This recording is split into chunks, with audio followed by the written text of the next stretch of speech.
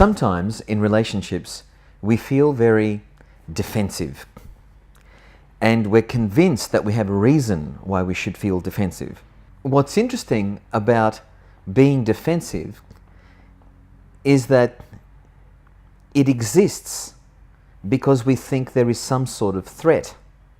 When people want to defend themselves, or they're feeling defensive, what they're really doing is building up a wall so that they can defend themselves from something that they perceive to be there. Something that may be there or may not be there. Either way, they perceive it to be there, they think it's true, and therefore they feel justified in spending all of that energy building up this wall to defend themselves. Right? So being defensive makes us feel secure. It comforts us in a way because we feel like we're protecting ourselves against the thing that could hurt us. So here's some very interesting insights from some of my patients over the years about being defensive. More often than not, what we perceive to be a threat isn't actually a threat. That's the first insight. The second thing is that what we perceive to be a threat coming from someone else is often a threat that's coming from ourselves, whether that threat is true or false.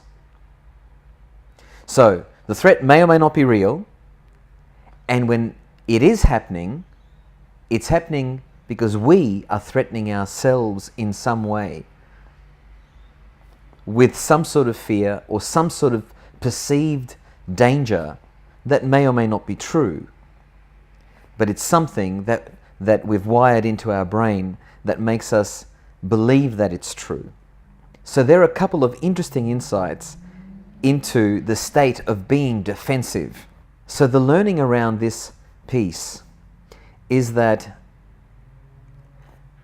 are the walls that we're building defending us from something that really exists?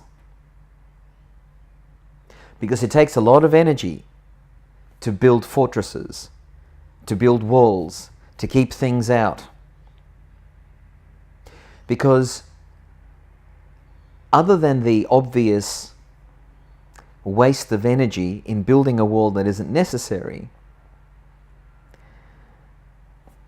when we build a wall, we're not only keeping out the things that could hurt us, but we're also keeping out the things that could love us, that could grow us, that could heal us, that could help us. Let me know what you think in the comments below about all of these insights around being defensive and what that means. See you in the next video.